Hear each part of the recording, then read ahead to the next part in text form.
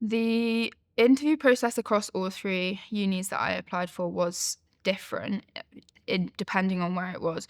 Obviously, there's the obvious of why do you want to go to that particular university, so that question does change.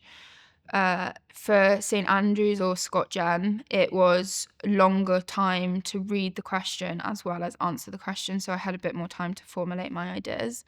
Whereas compared to George's, it was 4 minutes. You see the question, you get given the question, you've got to answer it within that 4 minutes, and so it was a lot more fast paced. Nottingham was all online, so that was completely different, whereas the other two were in person. So doing your interview in front of two people online, it was a bit more kind of your stereotypical interview process where they asked you questions, you had to answer them.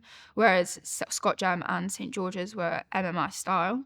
And then St George's, did a role play. They did a role play station, which was completely different to the other two that I had done. But through MMI prep, I think we'd had a discussion with Paul and with a couple of the other people who were interviewing at the time as to what to do in that situation and how to ensure that you were communicating your ideas effectively in a role play scenario.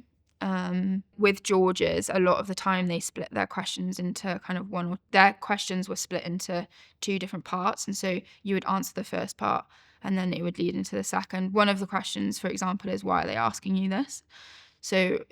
Which again makes you really think, and they're trying to make you see that you understand the reasoning behind their questions and the skill set that you need to be utilizing and calling upon in order to answer that question.